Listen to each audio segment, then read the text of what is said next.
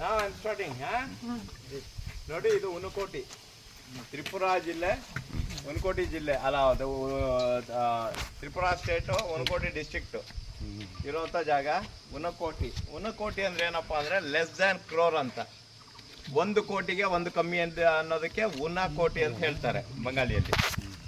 So ಇದು ಈ ಜಾಗ ಬಂದು ಐತಿಹಾಸಿಕ ಪೌರಾಣಿಕ ಕಥೆ ತೊಗೊಂಬಂದು ಶಿವ ತನ್ನ ಗಣಗಳ ಜೊತೆ, ತನ್ನ ದೇವರುಗಳ ಗ್ರೂಪ್ ಜೊತೆ ಕಾಶಿಗೆ ಕರ್ಕೊಂಡು ಹೋಗ್ತಾ ಇದ್ದಂತೆ. 1 ಕೋಟಿ ದೇವಾನು ದೇವತೆಗಳನ್ನ ಕರ್ಕೊಂಡು ಹೋಗ್ತಿದ್ದ ಅಂಥೇಳಿ.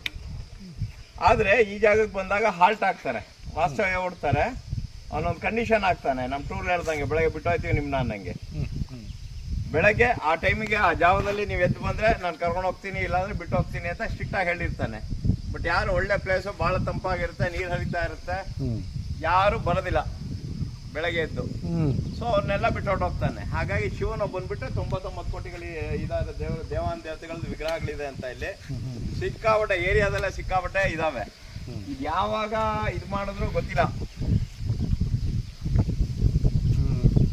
ಆದರೆ ಆಮೇಲೆ ಈ ಶಿಲ್ಪಗಳಿದಾವಲ್ಲ, ಈ ಶಿಲ್ಪಗಳ ಕಥೆ ಅಷ್ಟೇ. ಬಹುಶಃ ಆರ್ಕಿಯಾಲಜಿಕಲ್ ಸರ್ವೆ ಆಫ್ ಇಂಡಿಯಾದವರು ಇದು ಮಾಡಿರೋ ಪ್ರಕಾರ 10 ರಿಂದ 11ನೇ ಶತಮಾನದಲ್ಲಿ ಯಾರೋ ಮಾಡ್ಯಾರೆ ಅಂತ ಅವರು ಅನಲೈಸ್ ಮಾಡಿ ಹೇಳಿದ್ದಾರೆ.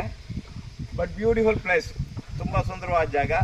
ಎಲ್ಲ ಕಡೆ ಶಿವಂದು, ವಿನಾಯಕಂದು, ಗಣಪತಿದು, ವಿಷ್ಣುದು, ಆಮೇಲೆ ನಂದಿಗಳು, ನಂಬರ್ ಆಫ್ ನಂದಿಗಳದು ಎಲ್ಲ ಕಲ್ಲು ಎಲ್ಲೆಲ್ಲಿದಾವೆ ಅಲ್ಲಲ್ಲೆಲ್ಲ ಕೆತ್ತಿದ್ದಾರೆ. ಈ ಟೈಪಲ್ಲಿ ಕೆತ್ತಿದ್ದಾರೆ, ತುಂಬ ಚೆನ್ನಾಗಿದೆ. ಒಂದು ರೌಂಡ್ ನೋಡಿ, ಕೆಳಗಡೆ ಇಳಿದು ಅಲ್ಲಿವರೆಗೂ ಹೋಗಿ ಅಲ್ಲಿ ಮೇಲ್ಗಡೆ ಹತ್ತಿ 1 ರೌಂಡ್ ಬನ್ನಿ ಸಾಕು. ಇನ್ನು ಬೇರೆ ವಿಗ್ರಹಗಳನ್ನೆಲ್ಲ ನೋಡೋದಕ್ಕೆ ನನ್ನ ಕೈಲಿ ಆಗಲ್ಲ, ತುಂಬ ದೂರಗಳಿದ್ದಾವೆ. ಬಟ್ ಎಂಟೈರ್ ಏರಿಯಾದಲ್ಲಿದೆ. ಫುಲ್ ಮೇಲ್ಗಡೆ ಹೋದರೆ ವಿಷ್ಣು ವಿಗ್ರಹ ಇದೆ. ಯಾರು ಶಕ್ತಿ ಇದೆ, ಯಾರು ನೋಡಬೇಕು ಅಂತ ಇಂಟ್ರೆಸ್ಟ್ ಇದೆ, ಹೋಗಿ ನೋಡ್ಕೊಂಬರ್ಬೋದು ಮೇಲ್ಗಡೆವರೆಗೂ. ಸಜ್ಜನಾಥ ಸ್ವಾಮಿಗಳು ಒಬ್ರು ಹೋಯ್ತಾರೆ, 100% ಆಯ್ನೋ. ಮಲ್ಲೋ ರೆಡಿ, ನಿಮ್ಮಿಕೋ ನಿಮ್ಮ ಕತೆ ಬನ್ನಿ. ನೀವಿಬ್ಬರು ತರಿಸ್ಕೊಳ್ಳಿ, ರಮೇಶ್ ಒಬ್ಬರು ತರಿಸ್ಕೊಳ್ಳಿ, ನಮ್ದಾಯ್ತು. ಆಯ್ತು,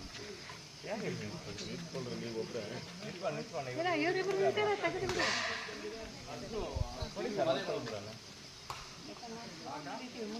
ಬನ್ನಿ ಮೇಡಮ್, ನೀವು